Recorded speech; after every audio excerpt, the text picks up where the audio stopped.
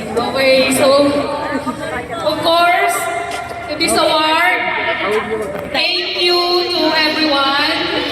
Sa lahat ng mga tao na naging part ng award na to.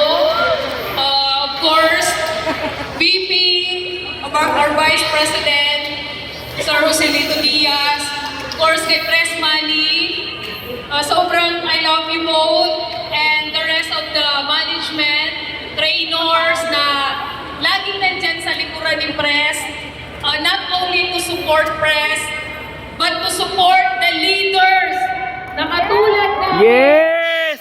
na tumataya sa pangarap namin at para po sa pangarap ng mga leaders, members namin. So, anyway, doing this business actually po, this year is also my 12th year in Unified Products and Services. So, 12 years of believing. Parang kailan lang, isa ako sa mga kumapit, nagtiwala kay Press, nagtiwala sa nakikita niya. 12 years ago, lahat ng mga sinasabi kanina, ng mga bagong updates ng company, isa po ako sa mga nakakita kung ano ang future ng company 10 years from now. So, no wonder magtaka kayo, bakit ako kumapit? Kasi nakikita ko po yung evolution ng cashless society. Nakikita ko yung power ng technology. Sobrang dami kong nakikita to the point na sa totoo lang, balyong ako sa konsepto na naisip ng isang Press Emmanuel Pascual. Sa totoo lang, laging sinasabi ni Press sa atin, and even ako, lagi kong sinasabi sa mga leaders ko, sa mga clients, sa mga kausap ko na pwede namang solo lang ni Press ang kumpanya na to. Tama? Pwede namang sa kanya lang to eh. Pero anong ginawa niya? Isinama niya tayo. Yes! Grabe, nakakatayo ng balahibo.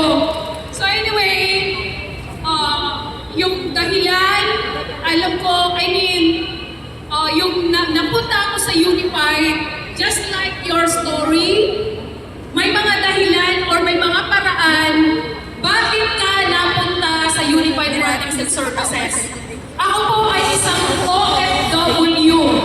Isa po akong caregiver, and sa mga hindi masyadong nakakarinig, ang kwento po ng pagiging caregiver ko, I think I'm one of the 1,000 story of OFW na sinuwerte sa pag-a-abroad.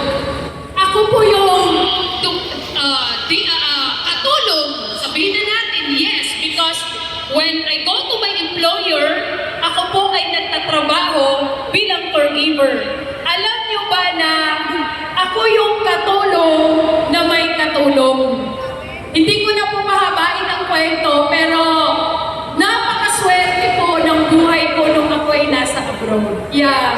Pero alam niyo, dinala ako ng mga paako pauwi ng Pilipinas. Kasi ito pala yung dahilan bakit pinapauwi na ako ng... Actually, pinilit ko ang aking employer. Nor, you are my daughter, sabi ni Baba. Anak kita, itinituring kitang anak. Lahat ng pamilya niya, pinapakilala niya akong anak. So sabi niya, bakit mo ako iiwanan? Bakit mo kami iiwanan? Okay, so, well, yun pala yung dahilan kasi dadalhin ako sa isang opportunity na sobra yung ibibigay sa akin. So guys, mga partners, just like your story, may dahilan bakit ka nandito. Gaano man kaganda yung meron ka sa labas ng company na to, yes, be grateful, be happy,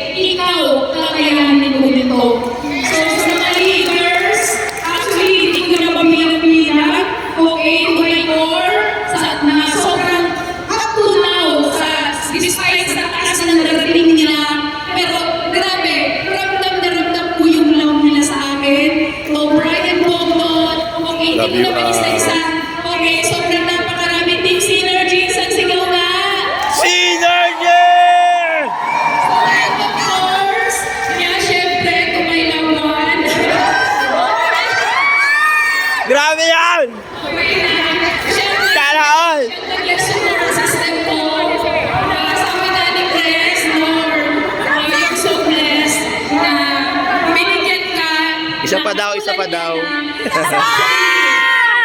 Sana hindi siya magbabago, pero ang totoo, sobra niya po akong love. Sobra. Paano? Okay, sana until then.